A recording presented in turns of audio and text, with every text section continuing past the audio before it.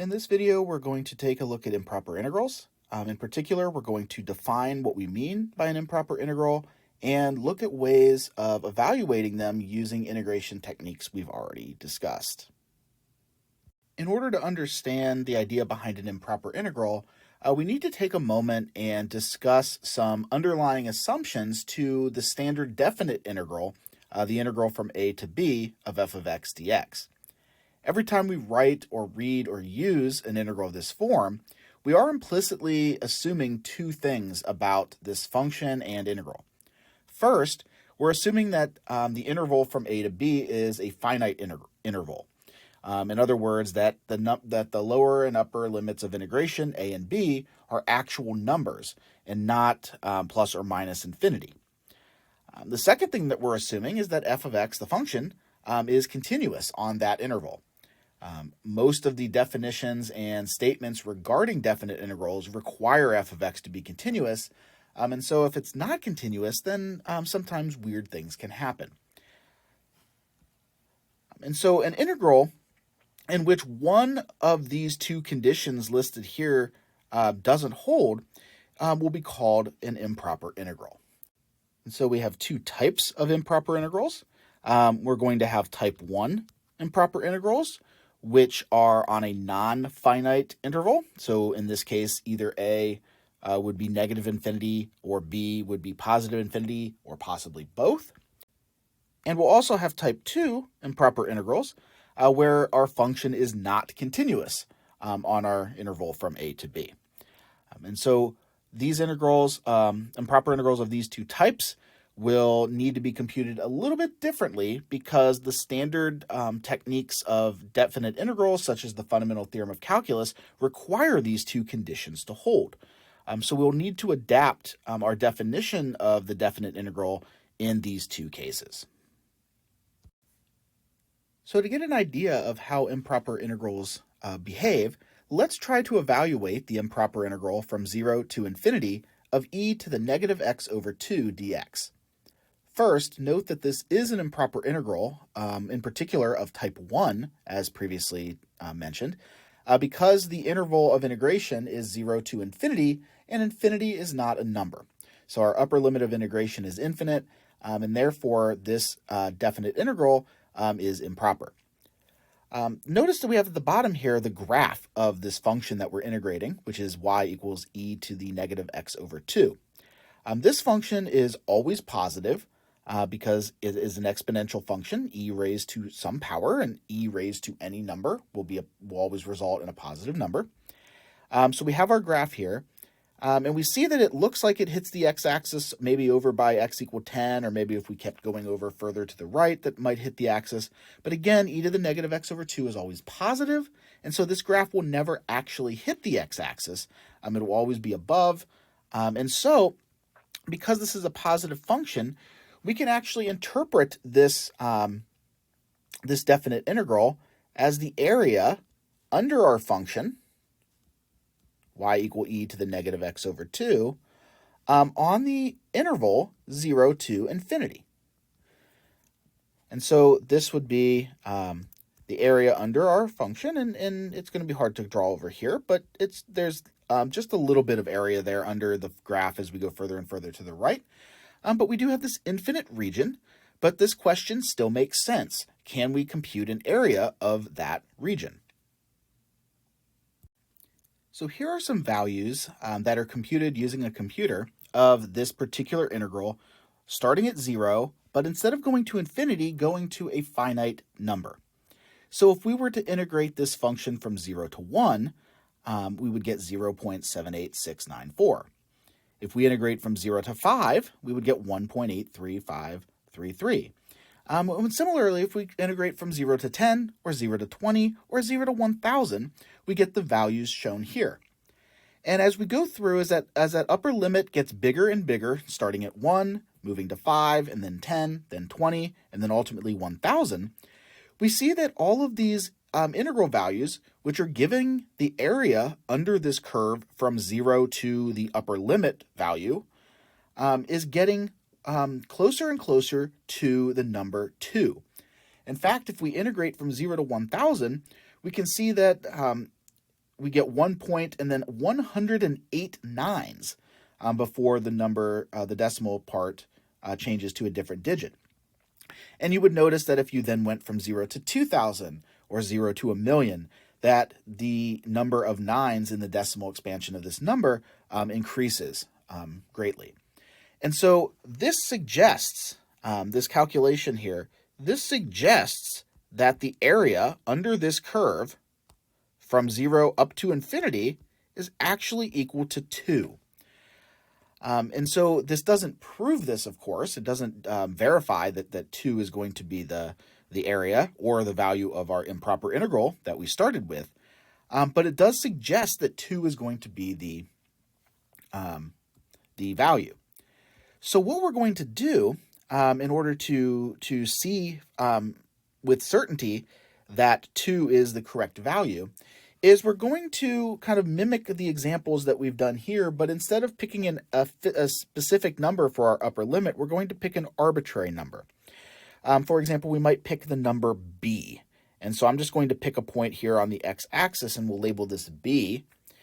And if I then look at the area from 0 to b, which would be this shaded region right here in red, this region is easily computable using definite integrals. We have a finite interval here from 0 to b, and we can compute the area there using just a definite integral from 0 to b. And then we can drag b over to the right further and further and take b to let b get larger and larger and larger. That's essentially what we're doing in the calculations on the right-hand side. We're just using a computer to evaluate the integral here. But what we're seeing is that as that upper limit gets larger and larger, the integral values get closer and closer to 2. And the language that we just used to describe this should remind you of the language used with limits from Calculus 1. And so for this reason, we're going to actually use limits to help us evaluate improper integrals such as this one here. In order to verify that the value of our improper integral is 2, we're going to start by finding the area under our curve along the interval from 0 to b. This means we need to evaluate the definite integral from 0 to b of e to the negative x over 2 dx. To evaluate this integral, which is not an improper integral because b is a finite number here, we're going to do a standard u substitution. So u will be negative x over 2. Du will then be negative 1/2 dx. And that means that negative 2 du will equal dx.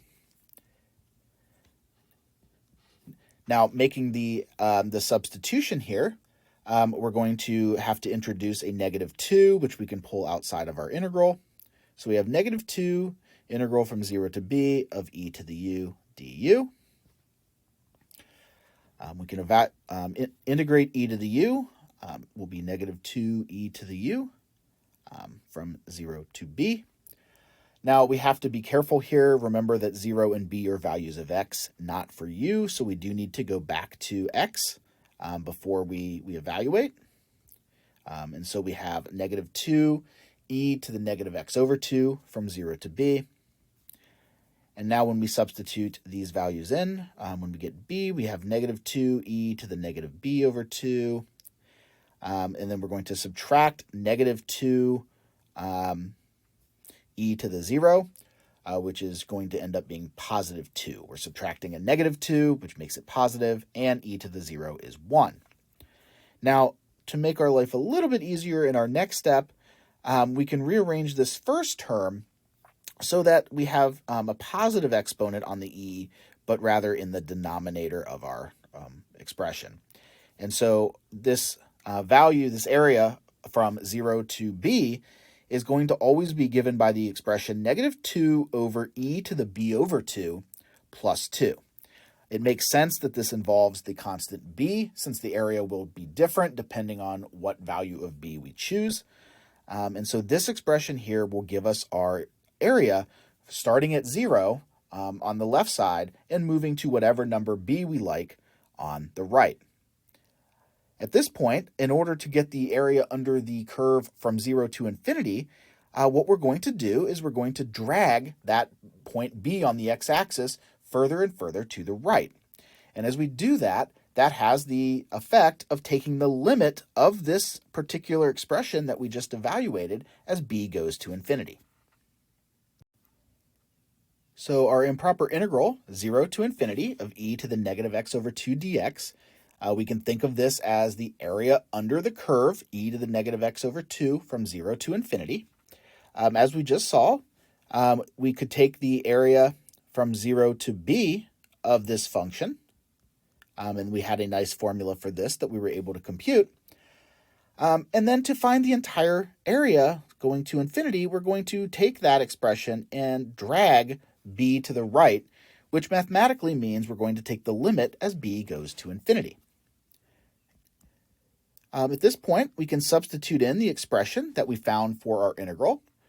So this was negative 2 over e to the b over 2 plus 2. And now as b gets larger and larger here, notice that in the denominator here, we have e to the b over 2. And so if b is getting larger and larger, so is b over 2, and so is e to the b over 2. So that denominator is getting larger and larger and larger as our limit is evaluated. And the numerator, negative 2, is staying the same. And so we have a fixed number over a value that keeps increasing. And so when that happens, that term will always get closer and closer to 0. It will never actually equal 0, but the larger b becomes, the closer to 0 that term will approach. And so this limit will always go to 0. And so, of course, we have a plus 2 over here. And so when we evaluate a limit of a constant, we get that constant back. So our limit here is 0 plus 2, which is exactly 2. And so what we are able to conclude with this process is that our improper integral, 0 to infinity of e to the negative x over 2 dx, is exactly equal to 2. In other words, the area under the curve of y equal e to the negative x over 2 on the interval 0 to infinity will be exactly 2, even though the region itself is actually infinite. Intuitively, you can think about that as the area between the curve and the x-axis is so minimal as we go further and further out to the right that it's completely negligible in the calculation. And so when we include all of that area going out to the right, we get exactly 2 units of total area under the curve. The example that we've just considered gives us a 2-step process to evaluate any improper integral from a to infinity. So the first bullet point here kind of outlines that in more general terms. If we have an integral from a to infinity of f of x dx, what we can do is first integrate the function from a to b, where b is some arbitrary but fixed number, and then take the limit as b goes to infinity of that resulting expression. And the resulting limit will be the value of our improper integral. There are other type 1 improper integrals. For example, we could have the lower limit being negative infinity and the upper limit being a fixed number, such as the integral from negative infinity to b of f of x dx. And we can do something very similar here. We can replace the lower limit of negative infinity with a fixed but arbitrary limit a. So again, we're computing a definite integral from a to b of f of x dx. And then we're taking the limit of that resulting expression as a goes to negative infinity. This has the same effect as picking the value of a on the x-axis and dragging it further and further to the left. The third possibility is we could have a combination of the first two. We could have an integral from negative infinity to positive infinity. In a case like this, what we're always going to do is find some real number in c to split the integral up into 2 different integrals. So we would, at our value c, we would look at the integral from negative infinity to c of f of x dx, and add to that the integral from c to infinity of f of x dx. And we're free to choose any value c that we want, although typically, depending on, we're going to pick something that depends on the function and something that's really easy to compute, given whatever function f of x happens to be.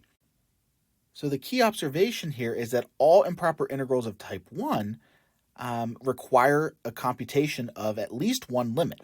In the third case here, we would actually have to compute limits for both of these two improper integrals that we're adding together. And as you know from your study of limits, sometimes limits exist and sometimes they don't. And so if the limit that corresponds to an improper integral exists, we're going to say that that improper integral converges. And in particular, it will converge to the value of the limit. So the example that we looked at a few minutes ago will be an example that converges to the number 2. If the limit that corresponds to the improper integral does not exist, then we're going to say the improper integral diverges.